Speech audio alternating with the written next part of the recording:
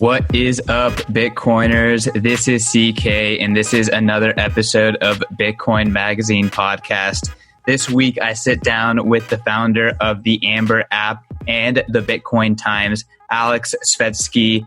Alex and I are good friends, and we talked a lot about an article that he wrote for Bitcoin Magazine titled, "Because Bitcoin is a Necessity, its economy will be circular." It was an absolutely fantastic conversation, and this podcast is one of those podcasts that you can send to a Bitcoin curious person or to someone who is, on the right path but not quite there yet, to understand why Bitcoin is the perfect money, why money is such an important piece of society, why MMT just doesn't fundamentally make sense, and how Bitcoin is going to upgrade every aspect of our society.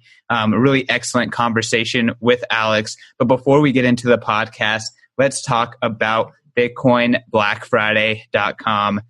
Bitcoin Black Friday is a celebration for the Bitcoin circular economy. It is brought to you by the team behind Bitcoin Magazine and the Bitcoin 2021 conference. And it is a website that is loaded with fantastic deals for Bitcoin. If you need to get a new hardware wallet, if you need to re-up on your VPN subscription, if you need to go and buy a new hammock, you guys, there are endless merchants out there that are accepting Bitcoin, and they are offering deals 20, 30, 40, 50% off for your sweet Satoshis. So go check that out. And while you're at it, if you sign up for the much-awaited Fold Sats back debit card on BitcoinBlackFriday.com, you will be entered into a contest to win one full Bitcoin. You can really win one entire Bitcoin by just signing up for the much-awaited Fold Sats back debit card. It's really a no-brainer, and gosh,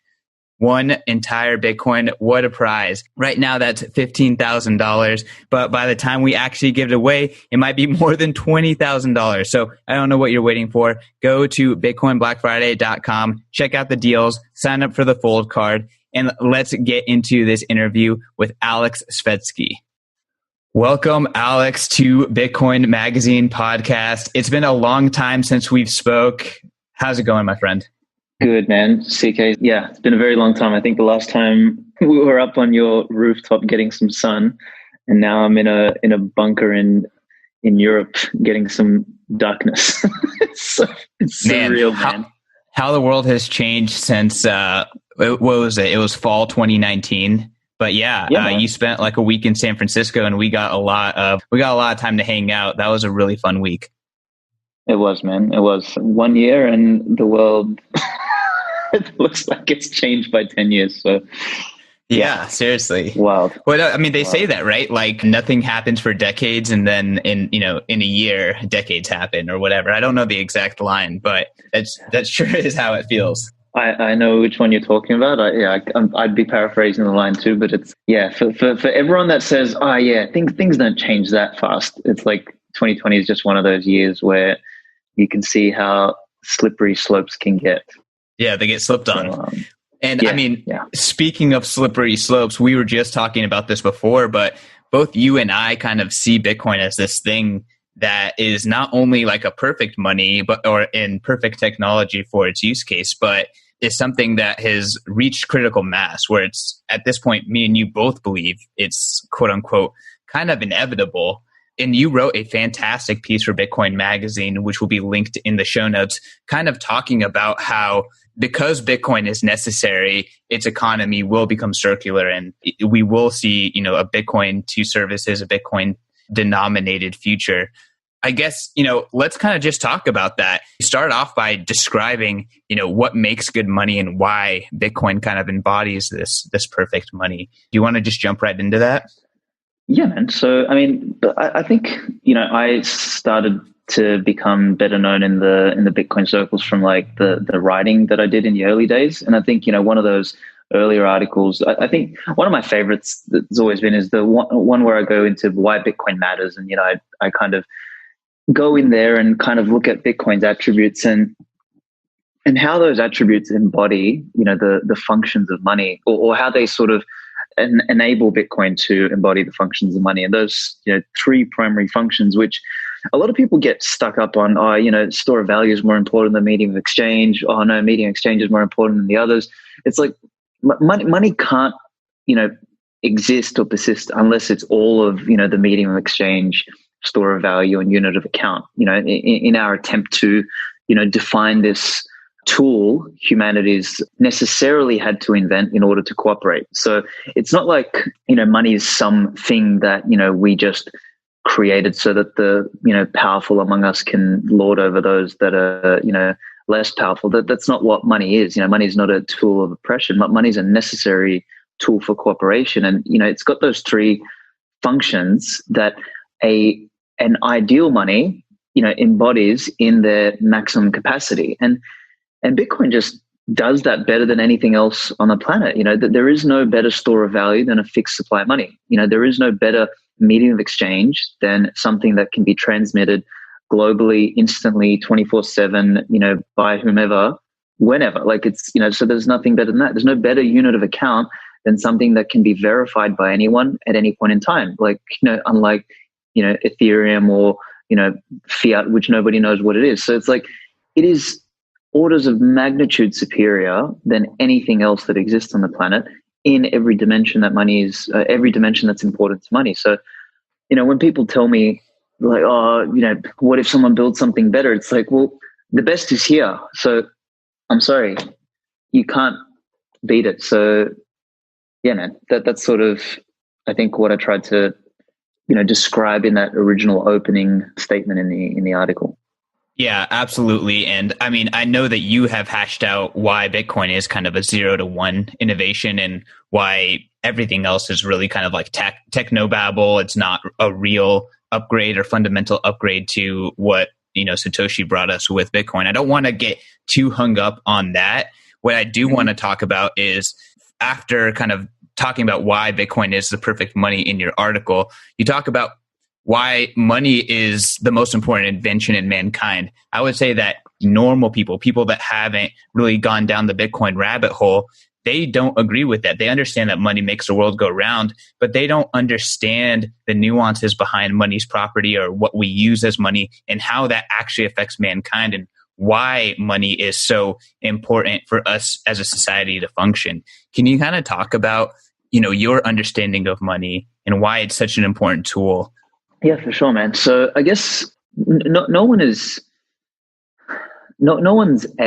taught, what money is. People are sort of taught to, work for money all their lives. Even in the language of how, we're taught to, how our relationship to money is taught to us from a young age. You go and work for money, like it's some sort of deity, and in many cases some evil deity. And even when you look at, these superstitions, like money doesn't grow on trees or this and that. So there's all these weird belief systems that float around money, because I guess there may be, some conspiratorial advantage by, the old guard to, have the rest of us be stupid towards money. But I think, it's almost become like a taboo subject. You get viewed as some, almost capitalist pig, when you start sort of discussing money and particularly money as a virtue. And, I've tried over the last few years to really, like, through all my writing and everything, to try and redefine like money as effectively like an extension of ourselves. Like, there's a saying that I love from Tony Robbins, which is the two most sacred things you have to give are your love and your labor. And realistically, the reason those are so precious is that, I'm not going to get into the discussion of why love is precious, but labor is precious because it's your time and your energy. It's like the two things you have that, are your life force. You can't get back. You once you've used them, it's done. And that kind of, that scarcity, that absolute inability to get it back is extraordinarily valuable to us on a subjective and even on a objective basis. So if we then look at how do we, as human beings who all have, subjective variance in the way we value anything. Like, you might value, water more than I do. I might value chocolate more than you do. I don't know. I might value, this woman more. Like, so we're all fundamentally different. And the only way that it is physically possible for different human beings to value things and stuff and time and energy differently is through some sort of measuring tool. And that measuring tool, that, language of communication, that fabric between us is money. That there is no other way. And whatever, the only thing that changes is the vehicle that money is. So, and I talk about this in one of my prior articles, why Bitcoin matters. I say, look, money just started off as these promises, people being like, all right, you do that, I'll do this, you do that. And we kind of keep a mental tally of what it is. Then we started writing it on, cave walls. And then we found, maybe some objects that, could represent these things, whether we started off with twigs, nobody knows, but, we sort of went to salt and foods and commodity money to other things like metals, etc. And sort of the object we use to represent money, only changed. But money itself has to exist because we cannot escape the fact that we're all different, that we all value things differently, and that's never going to change. That's part of the beauty and the diversity of life. So money is not some evil deity or some weird thing. It's just it's almost like the fabric that binds us. It connects us all.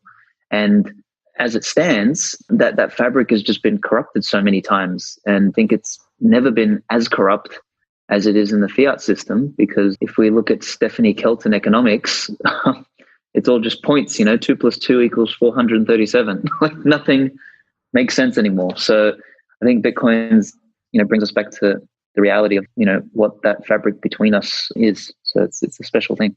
So when you kind of refer to this fabric, I think that's just a very poetic way of talking about this idea of social scalability. So you started off by kind of discussing, we may have started off trading promises and then twigs, but ultimately what we've done is we've moved from a world where we have to trust the exchange of value with someone that we have trust in, to we have tools that represent value that enable us to trade value with people that we don't trust. And it's gone as far as saying, like, Bitcoin is for enemies. Bitcoin is this ultimate digital trustless fabric that connects us all. And it's going to enable our society to scale beyond what it's doing right now. Would you agree with that? Yeah, absolutely. I mean, like, I'll add a historical reference there is, in the ancient times, you have two kingdoms, or, whatever it might be, Genghis Khan, going after or Attila the Hun going after the Romans, or whatever the case might have been. Whilst they didn't like each other, they didn't speak the same language, they didn't share, many common values or language or any of that sort of stuff. The one language they shared, though, was gold. Because it's money's the one uniting language. And that's why I like to call it this, poetic version of a fabric, right? Is that it doesn't matter who or what you are. It's like, and like you said, it's money is a way for whether it's adversaries or enemies or friends or family or anyone to be able to interact via a shared language because we all subjectively value things differently. And that's just such a important piece for any functional collaboration or interaction. And you cannot get social scale without that. Like, it's impossible. And that's why neither division of labor nor any social complexity or abstraction can occur without a powerful form of money. And the more powerful it is, the better and the more stable those abstractions and that complexity can be. And that's, again, something I think many fail to realize. So, I mean, I guess, what does Bitcoin represent in that transformation, right? We kind of like danced around this subject, but, in moving from gold to digital fiat to now digital gold, Bitcoin, what does that represent in our ability as humanity to advance? Well, I mean, first of all, it's like a movement back to reality. So I think, again, in not understanding money, broadly speaking, whether it's, bankers don't understand money, central bankers definitely don't understand money, these new age economists, like your Keltons and your Krugmans don't understand. Like no one understands money. So they go and they build these, models and mental models and theories and philosophies that are all based on a baseless foundation. And, we create this kind of, we've been spending all this time hollowing out the actual society that we live in and making it more and more fragile. Like, if money is supposed to enable adversaries to trade, there's no, like, for example, KYC is like one of the things that drives me crazy. Is like money is a mechanism for two parties who don't know each other to trade or to communicate. And here we are instituting KYC so that, we can slow down and add ridiculous amounts of friction to our ability to trade, which is, again, madness. It's so Bitcoin kind of, for me, like, transcends all the stupidity that has become this modern economic or modern monetary sort of system that we live in, where, again, it's not tied to anything real. It's not grounded in any absolutes. It's relative, dependent on, which central banker wakes up on what side of the bed. Like there's no actual goalpost. There's no playing field that we're all playing on. It's just this complete madness and chaos of people making up rules that apply to some but not to others. And we wonder why we have all this misallocation of capital. We wonder why we've seen the emergence of these, monopolies that no longer are adding value to society, but that are sucking value from society because they're close to the monetary spigot, so that, get to benefit from these exorbitant Cantillon effects. We're seeing this concentration of power and resources amongst a few. Like, so all these weird, perverse things are occurring. And we're also seeing just like exacerbations of natural power laws. Like, I was talking to Pete McCormack yesterday on a pod, and he was trying to argue that, Google would normally be a monopoly without the state. And I was like, well, yeah, it may, because the product it developed was so good, but it's now a mega monopoly because it's benefited from trillions of dollars being printed, and the cash that would have naturally converged to it has now multiplied by orders of magnitude. So now anything new that gets innovated gets bought up or acquired before it can compete with Google. So we've actually exacerbated monopolies. We've exacerbated these, call them oligopolies. We've removed financial markets from, Main Street and the reality of, day-to-day markets. We've robbed our own capital from not only today, but from our future generations. So we've done all this crap and damage, all because we're playing a relativist game, which nobody actually knows the rules for, that everybody keeps changing the rules for. So I think with Bitcoin, the first step is to actually come back to a standard. And then from that standard, we can then, use the forcing function of natural capitalism to drive us towards real innovation that adds real value. And when it doesn't, it'll naturally fall in on itself and, let the bad fail and let the good prosper. It's like we come back to normality and reality. And that's again, why I think it's such a profound, invention in the grand scheme of things. Yeah. And I mean, something that you kind of touch on is how mega corporations, the winners, become entrenched in even larger winners because the government exists. I kind of want to touch on like really what Bitcoin represents is, I guess, just to take a step back, fiat money and who gets money is really choosing winners and losers. And what Bitcoin represents is it represents a system where winners and losers are only chosen by merit rather than by any sort of other outside choices. And when you look at the opposite, Stephanie Kelton and MMT, the way that the government or the financial system is working right now, it's the opposite of merit. It's really about, central planning. How do we make the economy work the way we think is right? Which knobs do we turn to make the world work, kind of bend to our will? So it's really a stark kind of difference between what Bitcoin represents and the other option. Man, there's such a tone deaf, like you touch on it spot on. Like, and I literally published another article 2 days ago called "Resistance is Not Futile," where I kind of explore the differences between, natural authority being an emergent phenomenon that comes from competence versus fiat authority being something that is top down and, made by decree. If anyone's got a chance to read that, I really recommend that. It's sort of, I personally think it's one of my better pieces. Like the tone deaf arrogance and ignorance by central planners and the quote unquote intelligentsia and academics of the world who have had no real world experience. They've got these resumes glittered by which university they've been to and which government institutions they've worked for. So they haven't really had any interaction with the real world, and they sit there. They purport to assume that they know the ultimate recipe for how we should all behave, but we don't. It's like it's a communist dream, basically. And for me, that all that's going to do is just lead to disaster, not only for the idiots that think they know what they're doing, but unfortunately for the rest of us, because we're so interlinked at the moment. So I think Bitcoin brings us back to a world where natural authority can reemerge based on these hierarchies of competence, and it's the reemergence of merit where capital, effort, time, energy is naturally allocated towards that which makes sense and that which works, as opposed to being dictated by some authoritarian intelligentsia who believes they know who should be endowed with, the right to do XYZ, whilst the rest of us beggars and paupers have to sit there and, line up in bread lines. It's the most powerful tool, aside from, the idiots who are going to bring the whole thing down on top of themselves.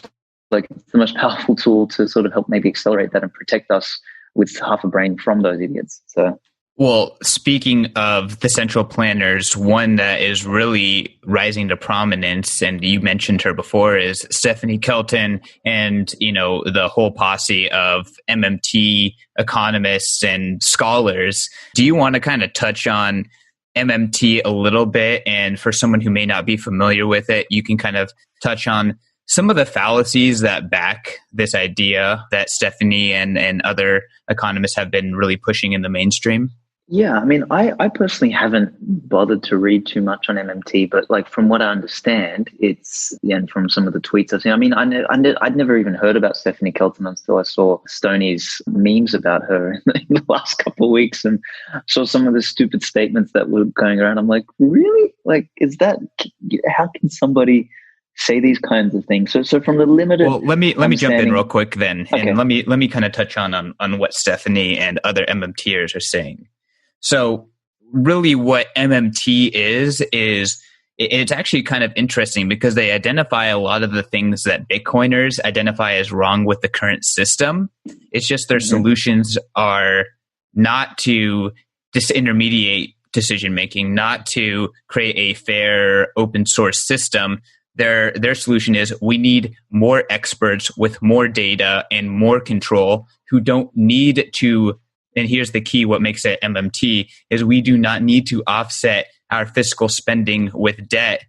We, as the United States government and as an organization that runs the global reserve currency, we have the ability to mint as we see necessary and to tax that minting away in order to maintain a effective and properly functioning economy. And we don't need to issue debt every time we print. That's the key that makes MMT a little bit different than the current system that we are operating on. So, okay. So, I mean, again, from the little that I know and from what you've just said then, my first question is what gives? Who are we robbing, and who's going to have to pay for the bill at some stage? Because debt isn't just numbers on a page. And this comes back to, how one defines money. If money or if wealth or if capital is some derivative of time, energy, and natural resources, debt sits on the other side of the balance sheet on that. So what gives? Who or what is going to pay for these so-called imaginary deficits and when? And to me, it just literally sounds like kicking the can down the road, and at the end of the road is a cliff, and we're going to keep kicking the can until it falls off the cliff, and all the lemmings that are following it are going to go down with it. So it's I mean, I just find it preposterous to to think that not only can a group of people that are so out of touch with reality just decide that they and the academics, I mean, this almost literally to me just sounds like communism once again. Like the communists, what they've said since day one is that if only we had enough smart people, we would have solved all the problems. Because you, sir, are not smart enough to solve your own problems. We know better. And I mean, no matter how many times it's been tried, it fails every single time. So this is almost like they're wearing a new gown. Like, the emperor's got some new clothes again, and going off and spouting it under a different acronym. And it takes a special kind of arrogant or ignorant academic to believe that they know better for somebody else, number one. And B, it takes complete ignorance to reality to define something so real as money and debt as, an imaginary, arbitrary, relative concept that we can just arbitrarily create at will. I just find that wild. So I don't know if I've, answered the question or kind of, poked holes in the theory, well enough there for people. But I mean, happy to dig into this a little bit further, but it spins me out like how far removed from reality it is. No, absolutely. And I mean, I think what you're really teasing on is that, to think that a small group of people can have more information than a large group of people that are kind of operating under their own incentives. It's nothing but just pure hubris, right? And we know that the market works better. And it seems as though we're starting to enter into a time in history where the majority of people living from the benefits of market-based decision-making have forgotten that. And they feel the things that are wrong with society. They feel these mega corporations that are taking advantage of the governments.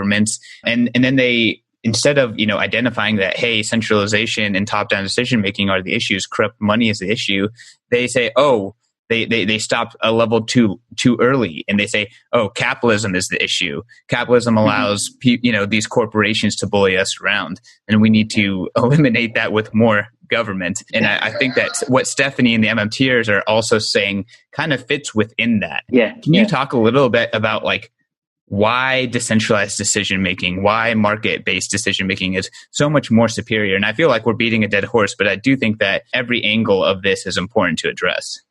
Yeah, for sure. I mean, it never ceases to amaze me how poorly defined concepts get, then extrapolated upon. So Jordan Peterson, in one of his clips ages ago that I watched, said something clearly. It's like, you have to define what you're discussing properly, and you have to understand it before you discuss it and debate it. And I'm paraphrasing what he said, obviously, but when someone goes out to attack capitalism without having any concept of what it is, and then they build an entire theory off it, and this is exactly the poison of academics, is that they don't root it in any real definition of what something is. So then then they'll use the defense of, oh, well, that's just semantics. That's not the capitalism that I'm talking about. Like I was speaking with someone the other day saying they're like, oh, capitalism is, it's all about greed. It's all about more. And I'm like, well, no. I said capitalism is about the most efficient use of resources. So I said, if you want to do good for the environment, if you want to do good for people, if you want to get the most you can out of everything you've got, capitalism is the way. So when you define it accurately, then you can have a logical debate and you can think about how to potentially solve problems. And when you start from the realities, like I spoke with McCormack about this yesterday as well, it's that we have like these few realities in the world, which is we live in a physical world, so all physical resources are scarce. We live in we live in one of the dimensions that we live in is time, and time is also scarce. And because we live in these, scarce 3D, we live in these dimensions of scarce physical resources and scarce time, the future is also uncertain. So we've got these three realities that we need to live within, and so scarce time, scarce resources, and an uncertain future. And then when you layer that with the fact that we all subjectively are different, and we value, we understand, we interpret things differently, you have this complete chaos of life. And the only way we can somehow interact is by having a common sort of fabric that's rooted in some form of reality. And that's, again, where the importance of money comes. But coming back, I've gone off on a tangent. What was the original question, dude? Help me out. No, you're nailing it. You're nailing why a market-based decision-making system is superior to a centralized-based decision-making system, and why when normal people look at the current situation and then they stop at, capitalism is the problem, and they don't take the next step to seeing that, no, large corporations are taking advantage of loopholes and opportunities within government that government presents is actually what is creating this feeling of unfairness. Spot on. So we've got this problem of definitions in the first place, which no one bothers to define anything. And then we have the problem with not realizing those facts of scarcity and uncertainty as the constants of the world that we live in. So the only way for that to be effectively answered is by that which is closest to the problem or the event, which is individuals acting in their own self-interest, and then sort of relaying that information through a this decentralized fabric of communication, which is, call it money, is the only way for things to function. And as all natural systems do, they reach equilibrium. That there's not one random animal in all of nature that tells all the other animals what to do, or some tree that tells other trees what to do. Like everything finds this natural equilibrium. And we seem to be the only people, at least a subset of us, particularly the academics and the intelligentsia, that seem to think they're somehow they're superior to billions of years of evolution, and that if only there was enough of them in a room, they could somehow answer all the problems. Like you said, it's hubris, it's arrogance, it's ignorance, and it's like I've got this new angle, or this new sort of topic that I'm really trying to dig into, is this notion of the intelligentsia's utopia is actually the path to dystopia. And it's always been the case. Is like when somebody thinks that they can, that when someone's arrogant or ignorant enough to think that they can sort of endow upon us all their version of a utopia, it always ends in tears. Like I would argue that North Korea is our best example of a utopia. They have no internal violence, there's no dissent, but it's peaceful, but they managed to sanitize and sterilize the life out of an entire nation. And if that's what these people want, I'm not sure that's a sort of a world that I want to be a part of. So we really have to make a choice as human beings. Is, do we want freedom and the messiness that sort of comes with it, and the life and the energy that comes with being free individuals, and the discovery and the learning and the growth that comes with that? Or do we want a system that is, sterile, gray, top-down, dictated by a group of, privileged, intelligentsia or academics that, apparently know better, where, all the life has been sucked out of it, and all the uncertainty and all the, the opportunities for growth are sucked out, and we're all just another number? Like there's no actual middle ground. It's like we're either on a path to one direction or on the path to the other. And I feel like Bitcoin sort of represents, the like a gravity swell to sort of move towards decentralization and freedom. Whereas what I would argue is that, the nation state that has actually spawned what I think is going to be the next big challenge is the technocratic state, is a vision of these dystopian utopias, which, sounds like a misnomer, but it's true. Yeah. That are emerging thanks to this arrogance. No, absolutely. And I mean, you could even argue that the state of the current financial system is really a technologically enabled dystopian state. And we know that China, we know that Europe, and we know that our own government is trying to further that.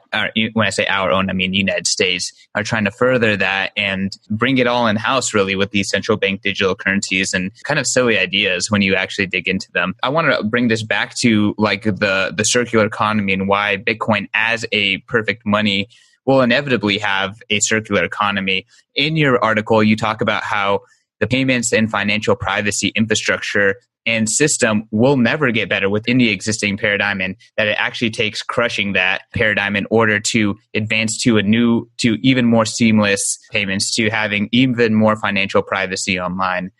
When I read that, I kind of thought of this idea of local peaks and valleys, and how sometimes you have to descend into the valley to get to a higher peak, and Yes. how that has really echoed throughout history. Can you talk a little bit about, like, again, moving into the future, and how not only is Bitcoin going to be a fundamental upgrade on money, but all these other structures that are built on top of it will be better?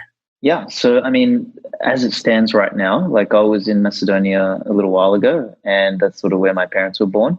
And you can't accept money from outside of the country. It's very, very, very, very difficult. And it's next to impossible to send money out of the country. And that's like, talk about an encroachment on your private property rights. Like, if you are your first bit of private property, and your time and energy is, an extension of that, and as an extension of that, your money is, you are being told by a pack of bureaucrats what you can and cannot do with yourself, with your money. And I remember being in the bank there, and I got so angry. I was like, what is wrong with you people? And you wonder why this country is so backwards, and you don't have any talent here, you don't have any life here.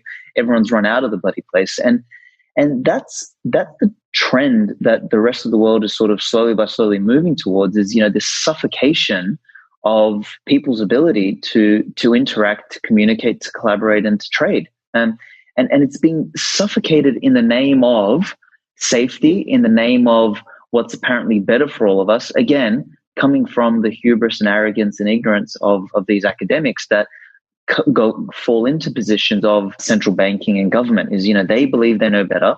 They've convinced themselves that it's for the good of all of us, apparently, and they've convinced themselves that these, regulations that they're putting in are apparently stopping terrorists.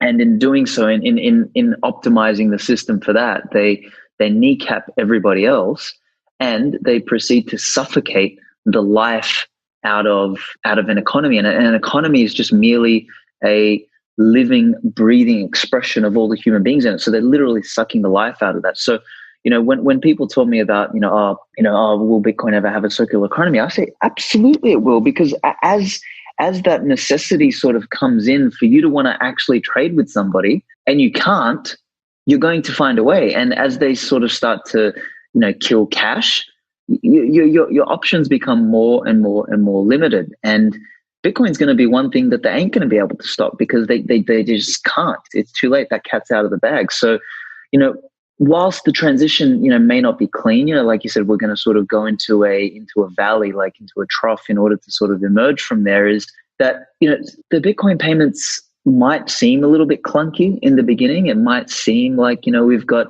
like, I think I wrote in the article about how 0-to-1 transformations in the beginning don't even seem like, they seem sort of foreign. They're like, what the hell is this thing? Like, what the private key, public key, like a wallet, what is, like, it's going to seem foreign. But because Bitcoin sort of reinvents the entire way payments work, and does away with a lot of the band-aids and pipes that are sort of holding the legacy financial system together, as that thing gets more and more suffocated, people by necessity are going to come to this thing and realize that, oh shit, I can just send money anywhere. If I'm using Lightning, it's instant. I've got a big amount of money to send. I want to make sure it gets there.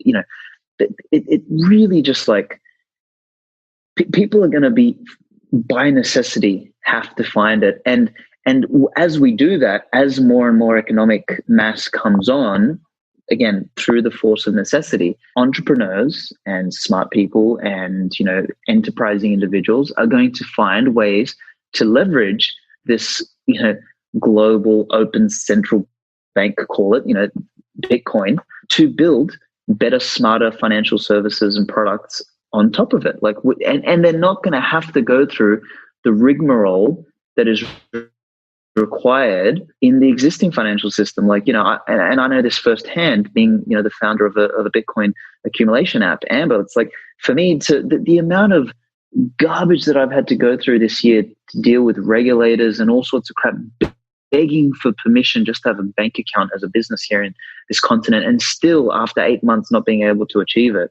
is like, versus if I wanted to build something on Bitcoin, like I just do it. Like that, you cannot tell me Bitcoin can't beat out and will not become circular when you compare it against the existing legacy financial system. And the fact that the legacy system is only getting worse now, only going to continue to get strangled. Permissions are only going to tighten.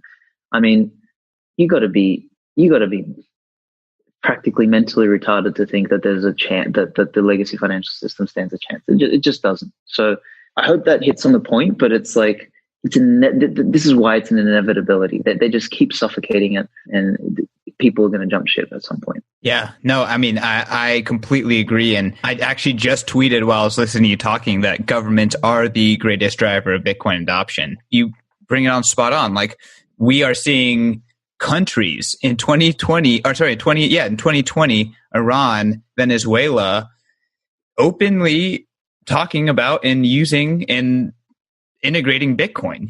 And you know why? It's because they've been isolated from the existing financial system. But Bitcoin's permissionless. Like you said, you don't have to ask permission. You just need to follow the rules of Bitcoin and you're good to go. So as more and more people, governments, institutions are isolated, they're going to turn to the option that doesn't force them to ask for permission, that just allows them to play. Yeah, and like I discussed in my Bitcoin and lockdowns article, this is not a question of if, it's a question of when, and it really is. Do you do it early because you've got some sort of curiosity, or do you do it at the point where the blade is at your throat and you have to do it? That's the only thing in question here. It's literally a choice between want to versus have to, and those who want to, those who choose to earlier on, they're going to get the benefit from just being ahead of the curve. And that's, where therein lies the investment case for Bitcoin, if we want to sprinkle that in. Yeah, no, absolutely. There's plenty of content out there that goes into very thoroughly why buy Bitcoin, much of it from Aleks Svetski here. Alex, why don't you plug yourself, plug Amber and what you're doing to the Bitcoin audience? Thanks, man. So yeah, I think I'm most active on Twitter. I've recently started getting a little more active on Medium now. I've got a bunch of articles that I've got coming up. Like I'm doing a series called, inspired by Rothbard's, what has the government done to our money? I'm doing one called What has the government done to our environment? What has the government done to our families? What has the government done to our education? So I'm doing those. I've got a big announcement coming up soon for Bitcoin Times Edition 3. And this one is going to have, in fact, may as well announce who's going to be writing in it now. It's going to be myself, Jeff Booth, Eric Casson, Jimmy Song, Giacomo Zucca, and Parker Lewis. It's going to be a really good little lineup, man. Yeah, dude, it's such a good lineup. And I've been reviewing some of the articles recently and they're so good. So the theme of the 2020 edition of Bitcoin Times, edition 3, is going to be Bitcoin as sort of this Promethean invention. And it brings chills down my spine when I think about it. So it's going to be a really good set of pieces. And then, obviously Amber. Yeah, thanks, man. I can't wait till that's out. So then, and the final thing is just, Amber. So we're available in Australia. It's the original dollar cost averaging app. And I have a surprise announcement, which I'll make in the next month, about the new jurisdiction. So it's not going to be Europe, unfortunately, but it's going to be another major jurisdiction that we're going to be launching in. And we've got that lined up now. I'm really pumped for that. And congratulations. Yeah, Thank you. It's been a crazy year, but yeah, I think we've all done a lot, particularly in the Bitcoin space. And here we are now watching it, climb back to 20K. So it's comforting. Yeah. As we speak, it's $15,500 USD. And yeah, it's amazing. I think the first time we met was at Baltic Honey Badger, where you handed me an original copy of the Bitcoin Times. That was in like September of 2019. And I mean, it's been awesome watching you hustle and grow and build your kind of repertoire of thought leadership in the space. So I'm excited to hear about the Amber announcement. I'm excited to read version 3 of the Bitcoin Times. And yeah, thanks again for coming on, and thank you for contributing to Bitcoin Magazine. For sure, man. Thank you. Thank you so much. Cheers.